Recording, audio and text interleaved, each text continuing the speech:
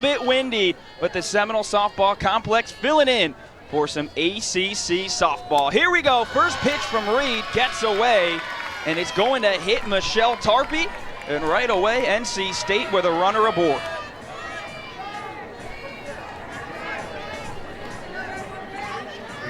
Take a look at the lineup for the Wolfpack. You just saw leading off Michelle Tarpey, a home run last night for NC State. Taylor Ensley coming up to bat now. Hannah Church and Peyton Bordeaux, the front four for NC State, have been swinging well this season. Next pitch from Reed. Upstairs to Ensley. The senior Taylor Ensley, 1 for 3 last night in game one. That one from McKenna Reed. Ball 2, as we'll take a look at the scouting report for the junior. McKenna Reed coming in with the good velocity. The left side, of course, definitely does the job. She's going to work a lot of rise ball type of pitches, trying to mix speeds, paint corners here. The key for her today is just going to be locating that rise ball. We're back with some velo there from McKenna Reed, her first strike of the afternoon. 2-1 the count.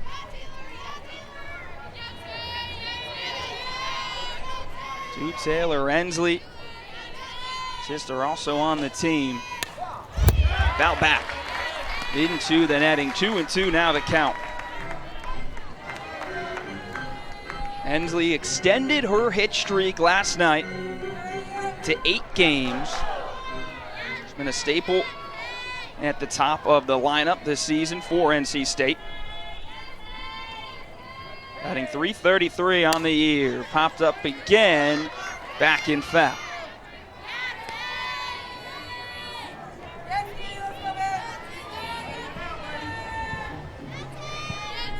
It was a great weekend in the Wolfpack Series win over Boston College.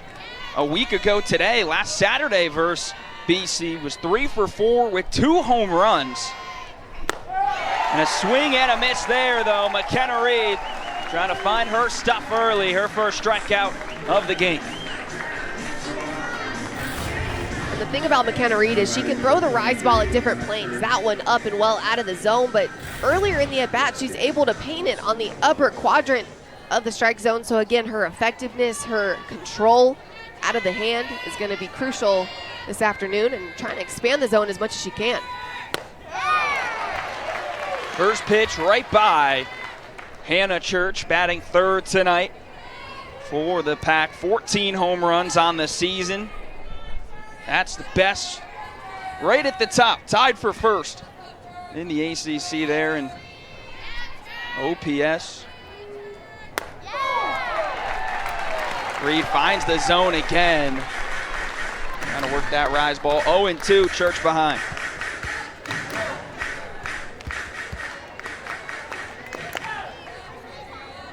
Hannah Church, the transfer from Ohio State. 0-2 to her. Right back to it. Caught looking. McKenna Reed back-to-back strikeouts.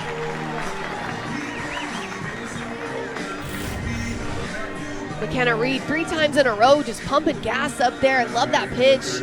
Up and outside, the rise ball super effective. I feel like Reed is really settling in here early in the game. You talk about her first pitch. Hit Tarpey on the arm since then. Throwing strikes. First pitch swung on from Bordeaux. Popped up, going back is Widra. Calling out the outfield, it gets down. Tarpey going to be waved home. The throw from right field. Not going to be in time, and NC State, they strike first. 1-0 they lead.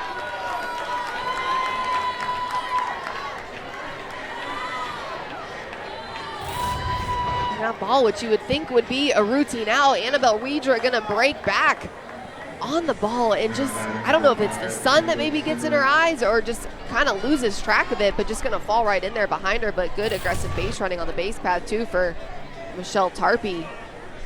Interesting play. One I'm sure Florida State would want back. And a big break for the Wolfpack. Now a runner on. Peyton Bordeaux on first, brings up the freshman Kendall Simmers. Got a hit last night in game 1, 1 for 3. Out of Bridgewater, Virginia.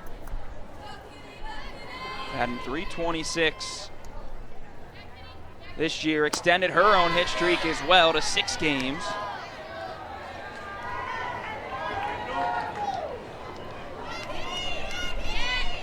And a great surprise for Lindsay Leftwich this season. Simmer's been rotated throughout the lineup. This 5 hole's really been her spot for most of the season. Popped up into foul territory. Bueno makes the grab. 3 outs now for the Noles, but NC State able to get one. Seminole bats. She knew it. She knew. Speed all throughout this Seminoles lineup. First pitch to Jason E. Beecham. Called for a ball. Beecham last night 1 for 4, an RBI double herself. As we see the Florida State lineup, Janai Kerr in the 3-hole tonight. A different spot for her this season. For Janai, it's been anywhere between 6, 7, and 8, but she has been on fire in ACC play, batting over 700. You see the last 5 games right there, 8 hits and 4 RBIs.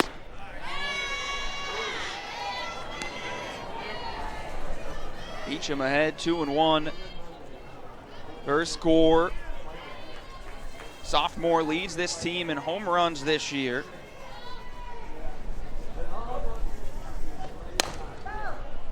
Rolled over, foul. Ties the count up, 2-2. To Jason E. Beecham.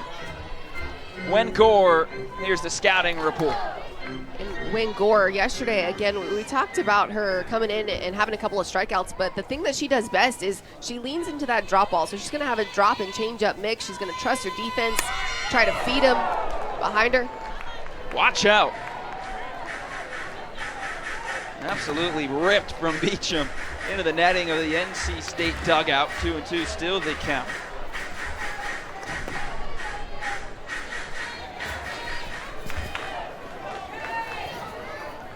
Tallahassee native, you see her numbers. Fantastic from the sophomore. Gore delivers at 2-2. Downstairs fills the count. Seminoles got after it last night in the first inning. Versus NC State, they struck first, scoring 3 runs in the bottom of the first inning. This time differently, the Wolfpack.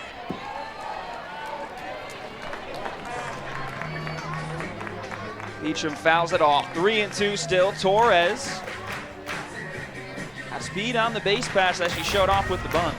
And in a situation like this, 3-2 to one of your best hitters in your lineup, you know that as Issa Torres here, anything in the gap, you're trying to push the defense as much as possible, possibly score.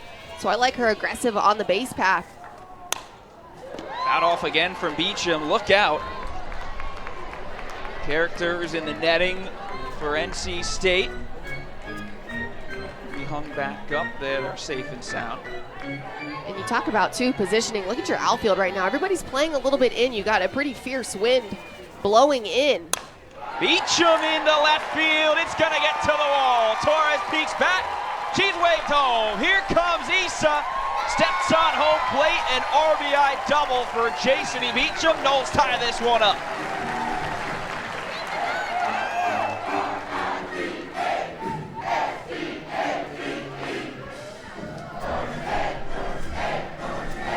Extra base hits continue for the Noles. And this is manifestation at its finest. You got an outfield that's shaded in, and then Jason E. Beecham gonna hit it to the big part of the park there over the left fielder's head. And right off the bat, Issa Torres knows that she's scoring.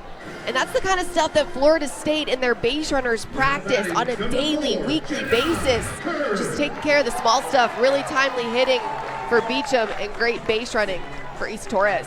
Torres scores all the way from first. You mentioned it, Alex, taking off on that 3-2 count. Florida State, 5 of their 6 runs last night were scored off of extra base hits. They continue that early here. Kerr, first pitch swinging, trying to track it down. Will go foul into the NC State bullpen.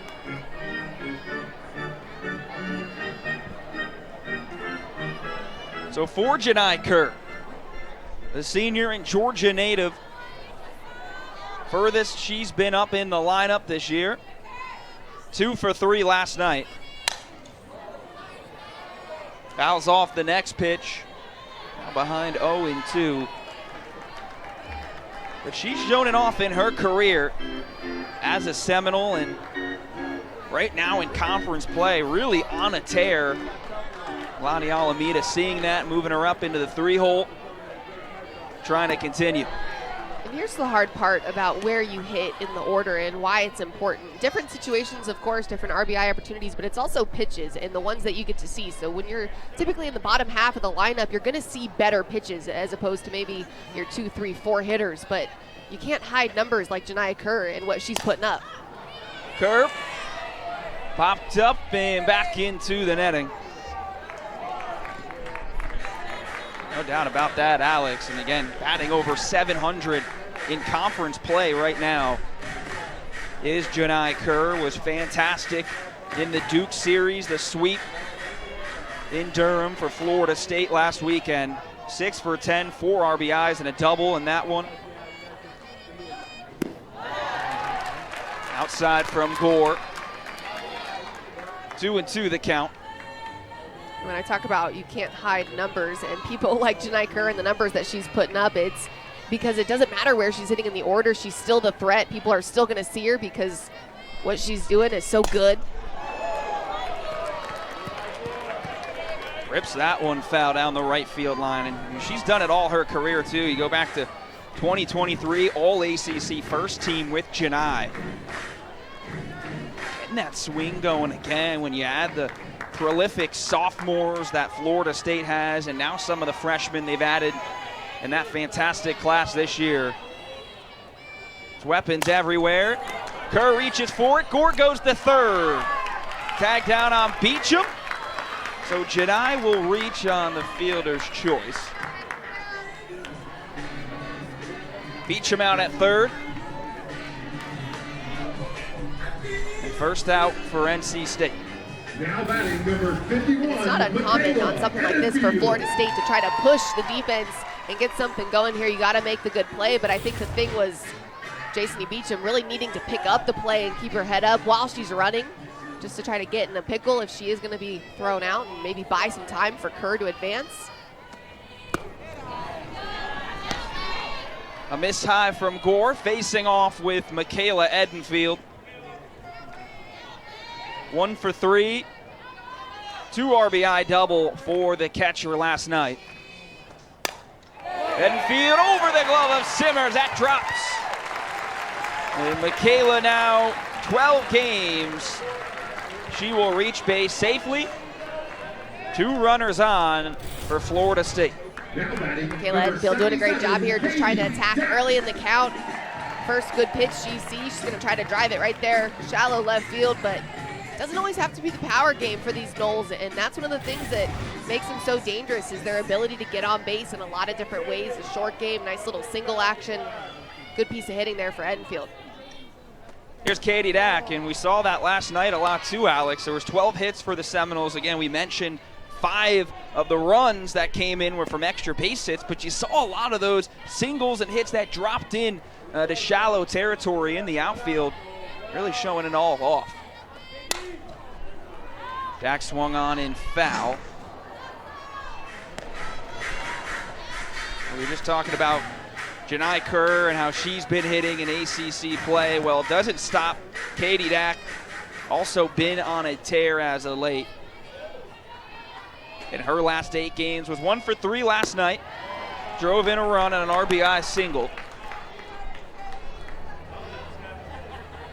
Now good position for her. Facing off with Wen Gore, 2 aboard.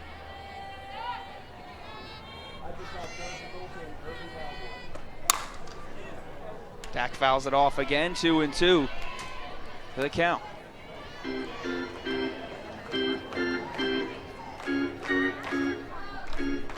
So Wen Gore last night, really kept the Seminoles in check. Now they're trying to do some damage this morning, Alex. Maybe starting to figure her out based on what they saw last night in the 2 innings. Out again. And what Win Gore is doing so well is the drop ball. The ones that are being hit hard somewhere, those ones are left up. But that pitch right there, that's a great two-strike pitch and one that Katie Dack knows she's got to fight off and battle with. It's definitely coming in as a strike, but not one you can really do damage with.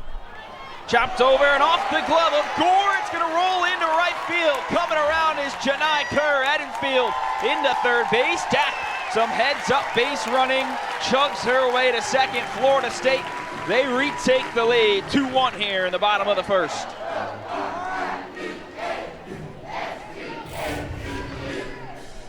Tough play there.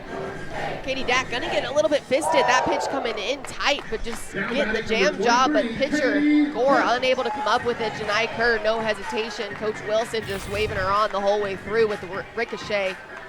Good heads-up base running for Florida State. That's just unfortunate, too, for Gore off the glove and squeezes its way in between Tarpey and Thrunk at first and second.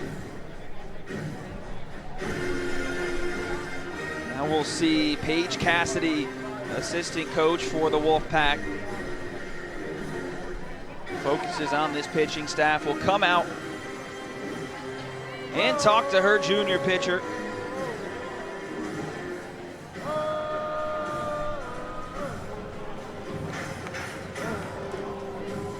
And now a tough spot here, Alex. Runners on second and third. And you see what's going on here. Again, Florida State just pushing the defense, but this is where experience is huge. You got Hannah Goodwin, your third baseman for NC State, just doesn't even pick up the fact that Katie Dack is also getting an extra 60 feet in scoring position there. So again, the experience, the maturity, the talk on the field is crucial, but Florida State just capitalizing on some opportunities.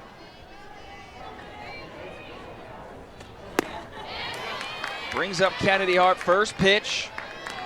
Called a strike, couple of strikeouts last night for Harp, who had been a staple in the top four in the Seminoles lineup all season. The sophomore has been on a tear this year. Batting average coming into this series was second in the ACC.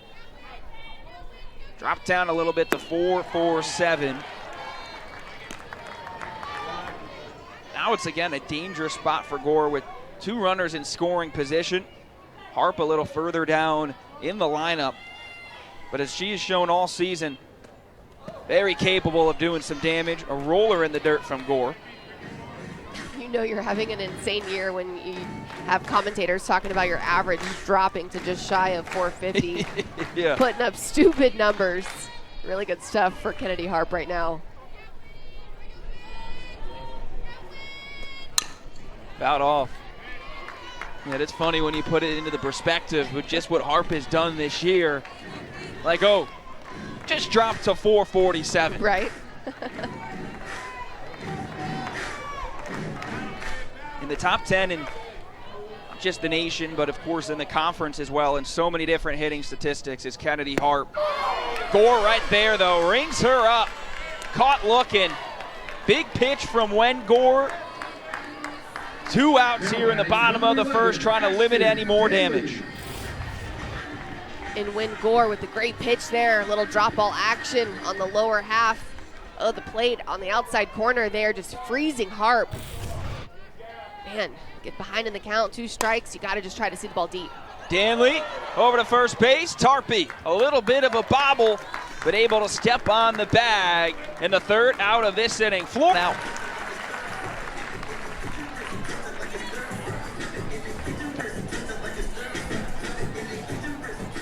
Talk about this start in ACC play right now, Alex. 7-0. That's the best start for Florida State in conference play since they went 10-0 back in 2018. I'd say that was a pretty good year for the Noles. And there's just a point in time where as a program, you know, excellence, expectation become your standard, and it takes a long time to build that too. And I think that that's one of the reasons why that 2014 team in particular is highlighted so often. And not just saying that because I was on that team and on that roster. With some pop, going to be foul. Boy, that was launched by Hannah Goodwin. Might have reached the road. Just fouled off down the left field line. But Jack, I go back to this 2014 team, and that was 5-6 years that Lonnie had been building this program. So you look at what Coach Leftwich is doing now, only in year 2 of her reign, and it just takes time. And you know, that's why as a coach, as a fan, as a player, you've got to be patient, trying to build these programs, evolve them with your own standard and style, bring in athletes that reflect that, and Coach Leftwich doing a great job, just like Lonnie has done for several years now for the Noles. You credit the job, of course, for Lonnie Alameda, just in this conference as a whole, as the competition has built. And now you see what Lindsay Leftwich is doing now in just 2 seasons. She took this program over with 18 wins, had 30 last year, and it feels like NC State under Lindsay Leftwich will certainly be in that top competition. Good win. Right on the line into left field. Janai Kerr makes the grab again, and 2 outs.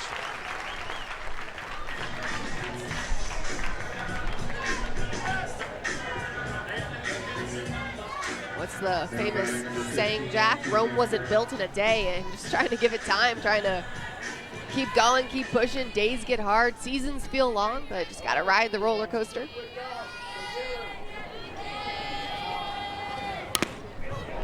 First pitch to Tegan Thrunk, fouled off, and that's what Lindsay Leftwich, you know, you're telling us after her first season, people are talking about, you guys are rolling, they're seeing the 30 wins, but of course, you know, you still have your challenges. You're still trying to create the culture, as you said, from a work perspective, from an expectations perspective, as she told us.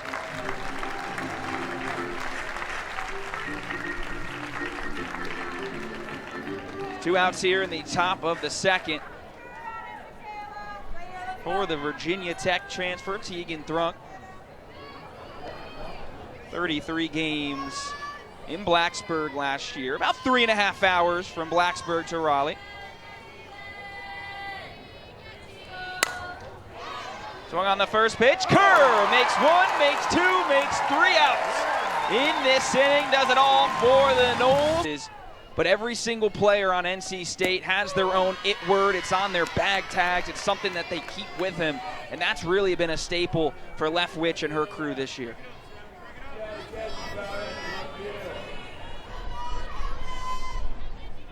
Wengor in the circle, facing off with Angeli Bueno leading off for the Noles this inning. I won't put you guys on the spot, Jack and Meredith, but I'll be curious in a few innings what your it words are going to be. So be thinking about it. See, you know what? I was about to say the same thing. I figured, you know, I'll be a nice broadcaster and save it. But for all of us here, and maybe everyone at home, what is your it word? Sophomore Angeli Bueno rips this one into right field and falls. Bueno, the sophomore, on a little bit of a hitting streak herself, was 1 for 1 last night, does it again in game 2. Now a 5-game hit streak for Angeli. Great piece of hitting here for Bueno, just really short and compact behind the ball, so efficient to the pitch, and I love how she's just able to get her bat extended through it. Good piece of hitting there, doesn't try to do too much, and here's the thing that I love most about Bueno getting these at-bats and having success is, as you see Amaya Ross coming into pinch run, is they've been splitting time at first base, and typically the approach right now for Florida State is Bueno may get the start because of her defense and it being really solid. Ross will come in mid-game, and then Bueno will come back in and close the game, but Bueno really capitalizing on opportunity. Now her 4th consecutive start at first base. We saw this exactly last night, Alex. It was a single by Angeli. Amaya Ross came in to pinch run and then stole her 12th base this season. A perfect 12 of 12 on the year. That makes Peyton Bordeaux have to watch out. Amaya Ross wants to take off. Annabelle Widra, who started the game in the circle last night for the Noles. Also pretty darn good with the bat. Off the end of the bat. Coming over is Simmers to make the grab. Will hold Ross at first, 1 away.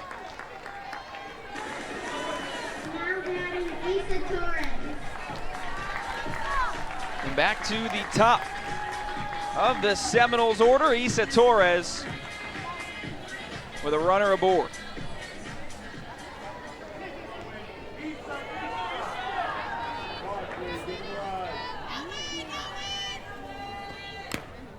laid down a bunt on the first pitch to start it off for Florida State.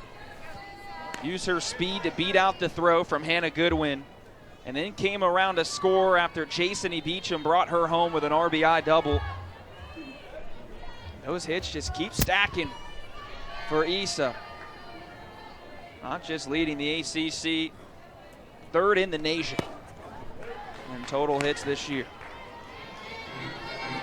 You know what's most impressive too, Alex, is not striking out as well for Issa. I mean, talk about how impressive that is the only person in the country in Power 4 to only have one strikeout with 100 or more at-bats. Ross takes off.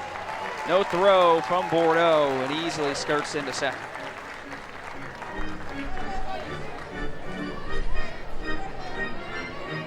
We talk about the limited strikeouts, and that's just such a testament to her hand-eye coordination, her ability to hit early in counts there. You see 58 hits. Super impressive. One strikeout. I mean, come on. Crazy. Even last year she only had 12, right? But just unbelievable, and 128 at-bats. Only one.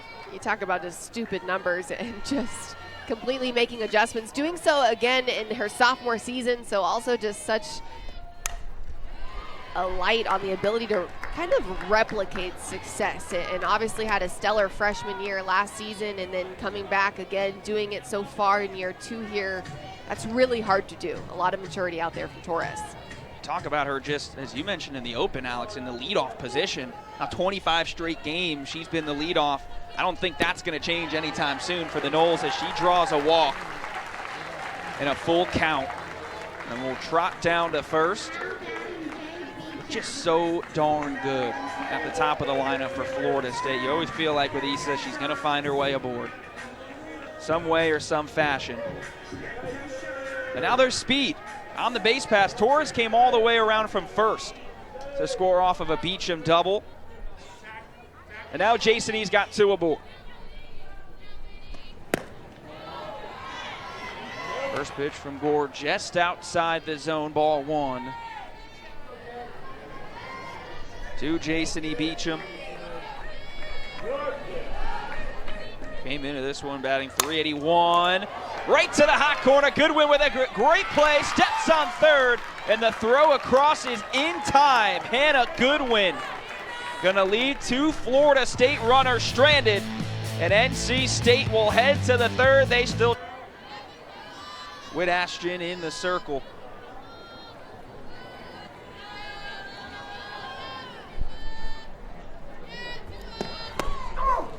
Trying to bunt is Marbury.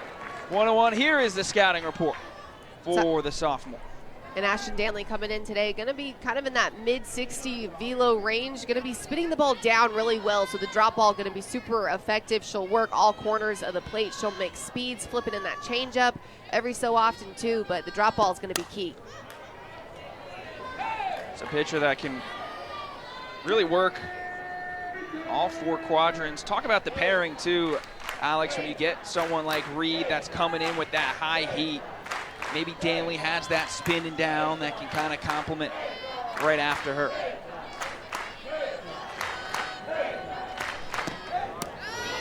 So we talk about kind of complimenting it and setting these hitters up. So just completely different looks. You got Reed that's going to go rise ball, a lot of velocity, living in the upper 60s there. But then you got Danley coming in, so just going to be different. Still on the left side, so that's going to stay pretty consistent, but just down and change. Really challenging them to let the ball get deeper, trying to see the ball up as opposed to see the ball down. First batter she faces gets Marbury chasing. 1 strikeout for Danley. Showing it off here in the top of the third. And Danley just changing planes here, gonna work drop, and then change and drop again, then gonna go back with something up in the zone. Great utilization there of different looks, working the ball at different heights.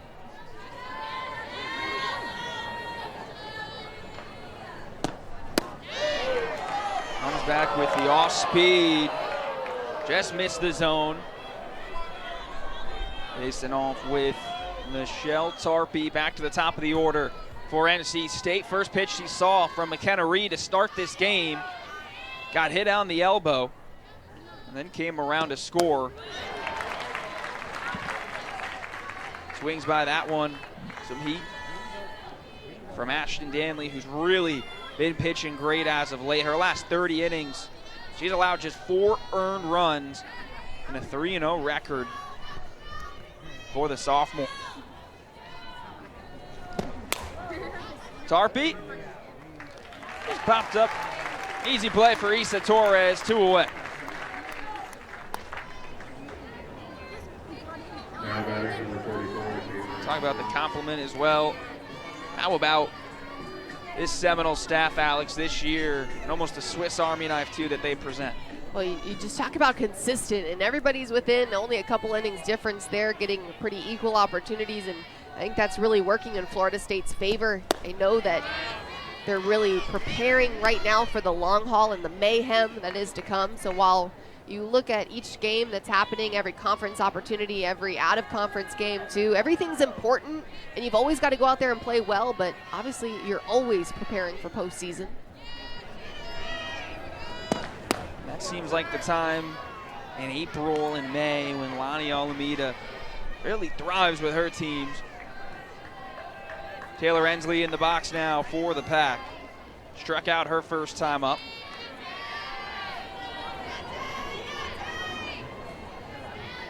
Ensley really been a spark for her team time and time again this year. In the left field, shows it off again. It gets by Kerr. Ensley rounds first. And standing up into second, Taylor Ensley with a 2-out double.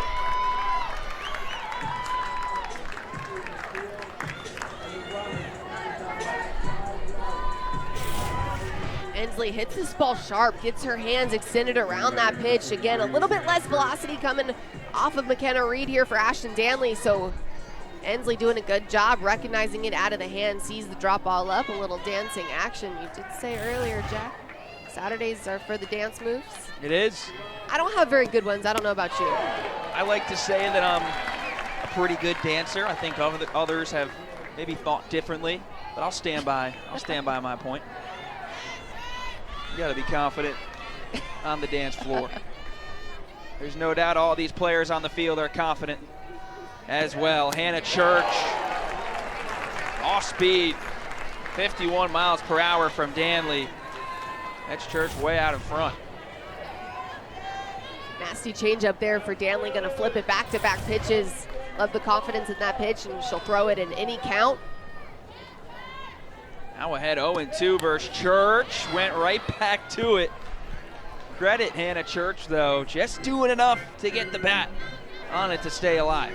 And why not? If you're Danley, you can flip that changeup in there in the lower 50s. That one coming in at just 50 miles an hour, and then throw a nice sharp drop ball in coming in at 65, 66 on the hands. Tough combination. 0-2 again to Church. Swing and a miss. Ashton Danley with a runner in scoring position. They'll leave her stranded. Church trots back to the dugout. No, kidding me? Might a little bit more sun in our booth up here too. Janai Kerr. A 1-1 count was a fielder's choice on a roller right back to Gore. Lays down the bunt. Coming in is Goodwin. No throw for Janai. And she will reach safely. Boy, has she been feeling it as of late with more on the hot bat of Janai Kerr. Let's send it back over to Meredith. Yeah, Jack, Coach Alameda is so impressed with the way Janai Kerr has been able to put together scrappy at-bats here in ACC play. She's setting the example for her teammates that even as a senior, you can have energy and you can put together a strong AB without being perfect. Thank you, Meredith. I think she said it right there, Alex. The word scrappy. I think we've seen that all weekend from Janai already. Yeah, you just got to be gritty and keep fighting. And I like that point, too, about it doesn't have to be perfect. Something my dad always used to say was, don't let perfect get in the way of good enough. Could be two. Stepping on the bag. They'll get one. The throw is off plane from Kendall Simmers. So Janai Kerr out sliding into second. Eden Field. She will reach in time at first base. So one down here in the bottom of the third. Now batting number 77. Good play at shortstop for Simmers. Going to just try to take it herself. I think that's a smart move as well, but maybe the slight hesitation there proven to be a little bit of a difference. Edenfield easily getting to first. That's what it looked like. between her and Thrunk. That split second was all the difference, and Dak to left field, no doubt. See ya. Katie Dak continues her hot streak right now. Another home run for number 77 and expands this Florida State lead 4-1 Noles.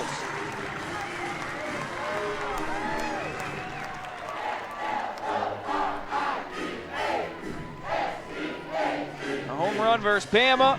Last week a home run versus Duke, and now. And Katie Dak dropping barrel on the first pitch of her at bat. And look at the power game. That pitch wasn't bad. It was below the knees, but Dak with the big hack. Leaving the yard. I like that. Good piece of hitting. 1 for 3 with an RBI last night. Now ties Jason E. Beecham with a team leading 10 home runs this year. 4 of those home runs have come just in the last 7 games alone. Had 11 home runs her freshman year. A little bit of a down year last year. Meredith talked about it last night with Katie Dak and her approach, what she's been working on. Certainly showing it off right now. What a swing. Gives the Noles a 3-run lead. And here's Kennedy Harp. That's something maybe, Alex, as a great hitter that you were in your day. We talked about the season that Harp is having a little bit of a struggle here, right? Just the ebbs and flows of the season. Maybe what would a sneak peek into her mind look like right now as she's trying to find that swing again? I think just trying to keep everything calm and quiet, and that's physically, that's mentally, just trying to simplify as much as possible. And the thing is, as a hitter, you're putting up fantastic numbers, well over 400. You've obviously been seeing the ball well, but I don't think we always think enough about what are we doing when we're playing our best. And so when things start to go south is when we really start to evaluate, well, what was my process? What was my approach and my plan? And then we try to get back to that. Especially when you create those expectations. That time, a good AB for Kennedy Harp. 4-pitch walk down to first. Hey, with more, I'm Kennedy Harp. Let's send it back over to Meredith. Well, you've absolutely nailed it, Alex. I asked Kennedy what her approach is at the plate. She's not super stat-oriented. She's the kind of person that takes really simple steps to accomplish her goal. She likes to simplify everything as much as possible to not get in her head, and it's working well for her. Thank you, Meredith. We'll have a brief stoppage here. Paige Cassidy back out into the circle to chat with Wen Gore. Kennedy Harp's got some speed on first base. Ashton Danley now in the circle for the Noles is going to be in the box here batting.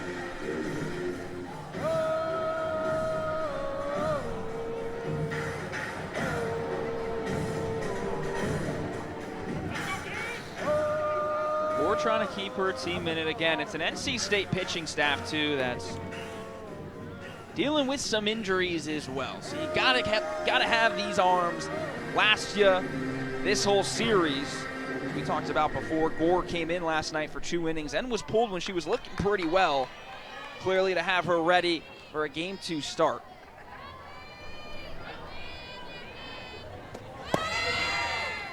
Runner goes, Harp. Throw in time, Peyton Bordeaux with a rocket from behind the dish to get Kennedy Harp. Wilcox's life, and remember those in their own lives who they've loved and lost, who've battled with cancer. Thank you, Meredith. It really is bigger than softball for all of us here in our ACCNX crew. Our thoughts and prayers to anybody affected now in the past. Ovarian cancer in any form. Another shot at all the teal ribbons sported by the Wolfpack today.